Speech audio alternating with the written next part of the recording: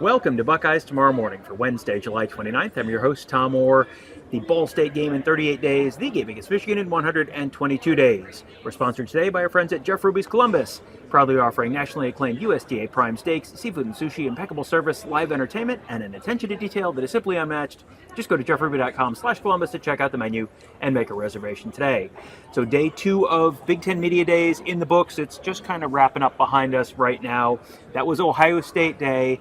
We got a chance to talk to Ryan Day, we got a chance to talk to Julian Sayin, got a chance to talk to Jeremiah Smith, and we got a chance to talk to Jaylen McClain. I'm joined by Marcus Hartman of BuckeyeInsiders.com. Marcus was on the Jaylen McClain beat today. All of these things were happening basically at the same time, so we had to sort of divide and conquer. So I have not actually heard a whole lot about what Jaylen McClain talked about. If you want to hear about Julian Sayin and Jeremiah Smith, I can tell you about Jeremiah Smith. You'll hear about that on the Buckeye Weekly podcast feed. Tony can tell you about Julian Sayin. You'll hear about that on the Buckeye Weekly podcast feed. We're going to talk Jaylen McClain on this show. So let's start with the obvious question with the safeties. So Caleb Downs doesn't live here anymore. How do you deal with not having Caleb Downs in the defense? Yeah, what's funny, McClain's kind of like the other guy here, and he was sort of like the other guy on the defense last year. He had all these first-round draft picks, but he was out there just being a steady, first-year starter. And so now he's, as college football tends to do, he's the guy who is now going to be in the spotlight. Except for today, he was overshadowed by the quarterback and the number one receiver. But he was interesting. But basically, I think the gist of it, the one sentence thing would be, they're not going to have, the two sentences, I guess it will be, they're not going to have they're not going to try to make anybody into the new Caleb Downs. He feels like, they'll be able to cast everybody sort of in that role collectively, whereas they probably really did tailor a lot of things. There were a lot of plays where it was kind of set up to everybody else get blocked and we'll let Caleb take care of things. They're not going to do that anymore, probably at least. And he said he feels like, that all the guys that they have are versatile enough that they can kind of they can play in different roles, and even if they all have a specialty, none of them are going to be maybe that all-around playmaker that he was. And in terms of making plays, Jaylen McClain has made a lot of plays in his career, but he has not, as far as I know, had an interception. Is that correct? That's what he said. I didn't check him. I assume he was telling the truth. I would assume they he would didn't know. have very many interceptions as a team, I feel like. So for a defense that was as good as they were. So I assumed he was telling the truth. Is that something that sort of sticks in his craw? Is that a real point of emphasis for him this year? That's what he said. Yes, he wants to make sure he gets that taken care of. I think that causing turnovers is probably something they want to do a little more of overall.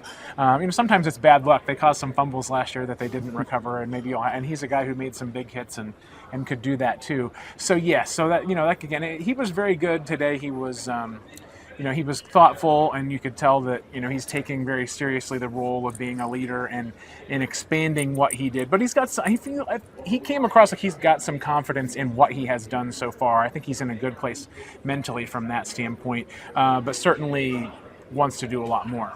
Well, someone else who's going to be doing a lot more this year is Devin Sanchez. He is taking over. No more Davis Enigmanosin. Jermaine Matthews back at one corner spot. Devin Sanchez was like kind of the dime last year, but really saw him right at the beginning of the last season and just continued to play a bigger and bigger role as the season went along. He is someone who feels like he's taking on a potentially big role this year. What has Jaylen McClain, what did he have to say about Devin Sanchez? And he said he likes where he is. He expects him to be one of the best cornerbacks in the country. When you've got that ability, that the natural ability he has being a 5-star guy, and now with some experience, he felt like he's really going to come into his own. So he was definitely raving about him.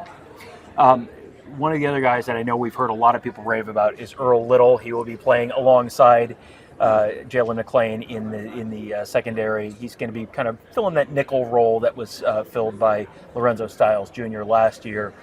He's someone who, I remember Jeremiah Smith, we've told this story on podcasts a couple times over the course of the year, but Jeremiah Smith had to take a second to think about how much he wanted to say about Earl Little, and it was not there's bad stuff. It was how good do I want to tell them this guy is? So I'm going to guess Jaylen McClain probably has been glowing things to say about Earl Little as well. Yeah, he said he's looking forward to him. He's the physical guy. He's the guy that's going to come in, and he's also the energetic and the loud, maybe the leader of the secondary from a traditional what you think of rah-rah leadership standpoint. Jaylen said he and Terry Moore, he sees both of them as being more lead by example guys, although Jaylen is working on being more vocal and just expanding his role from that standpoint. But yeah, he talks about, Little being a guy who is very physical, always around the ball, and really kind of has a knack for just playing that playmaker safety, right? I mean, he could be a poor man's Caleb Downs, but I don't think they're going to have him again just do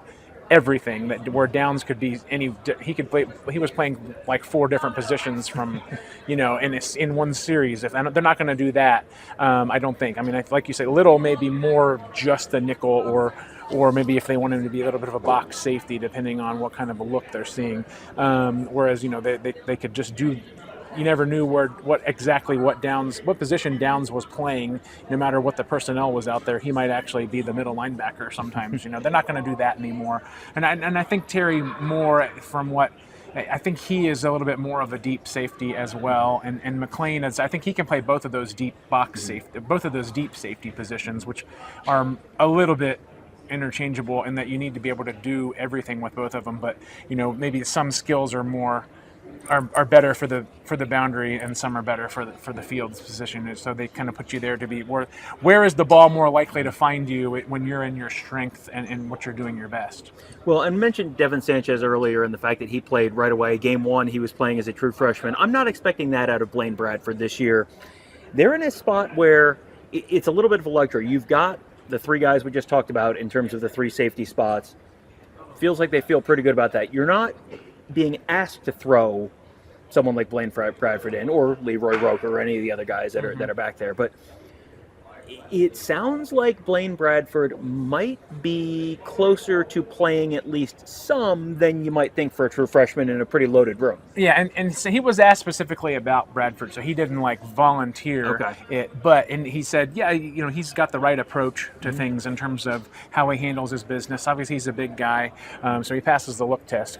He'd be on the people even at Ohio State, he might be on the get off the bus early crew eventually. And so yeah, that's a guy that he likes what he's seen from them. He also, and I'm not sure if I had mentioned this to you, he talked a lot about how much Roker he really feels good about him, and kind of pointed out that he had gotten a lot of playing time there towards the end of the season because of injuries, but that shows you that the coaching staff has a lot of confidence in him. This came up 2 or 3 times during McClain's interview, so he's definitely feels good about, Roker could kind of be the McClain of this season almost, depending how everything else shakes out. And I think, we talk about this every year, but, I think if there's a lot of different packages that they could play, maybe there's one that would involve Roker or even Blaine for that matter, and being it's just a big guy. Maybe there's some package where they if he wants to be a box safety or something like that, or that dime, they kind of do different things with that. I mean, what if they have a dime that's really 5 safety, or that's 4 safeties, and they have another one that's 3 different. A lot of times the dime is truly 3 corners, which is what you're talking about with Sanchez being in there. They could have any number of attacks like that. Again, especially sometimes maybe they had that last year, but the package was the same guys, just Caleb Downs was playing a different position. Yeah, Caleb Downs. Caleb Downs does everything role. Yeah, Roker's interesting because it's a name that he was not like the flashiest recruit, but he was someone where we keep seeing these little drips of indications that he's maybe going to play a role this fall where, first day of spring ball, who was the person standing up and talking to the team? It was Leroy Roker. They put out the dudes of the week for this week, and Leroy Roker was one of the dudes of the week in that picture. So you keep seeing these little drips of information that he's maybe going to be playing a bigger role. Well, and with Moore and Little were both a little bit in and out with injuries. Roker was the guy he's the next guy off the bench for sure. Even if those are your top 3 safeties, he's definitely there. So then how much of a role do they still try to find for him if everybody's healthy all season, which never really happens. So there's no doubt that they like a lot of what they've seen from him. And then last thing, we're kind of going all the way around the secondary for the most part. Let's go to the other side of the ball, because it's always interesting. I always like to ask guys on one side of the ball about the guys they're going up against on the other side of the ball. So he was asked about the wide receivers. You know what you got with Jeremiah Smith. the other wide receivers, especially the new wide receivers. What has he seen out of like a Kyle Parker, Devin McCuin, those guys? He said he's definitely seen, a certain quickness and explosiveness out of them, which, that the knock on Ohio State receivers has been the yards after the catch.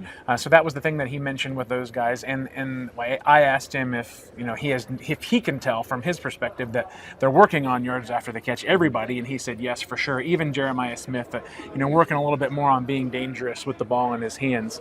And so that was, and he also said that he feels like he has seen Julian Sain practice against Sain was different in the spring, and he's got a little bit more of a grasp on what's happening and more command of everything from that standpoint. So there you go. So a quick run through what we heard from Jaylen McClain, what we learned from Jaylen McClain at Big Ten Media Days. As I mentioned, we will have more from the Jeremiah Smith interview, the Julian Sain interview. We already did a Ryan Day interview show. That's in the Buckeye Weekly podcast feed. You can find that on our YouTube channel, youtube.com/@BuckeyeInsiders.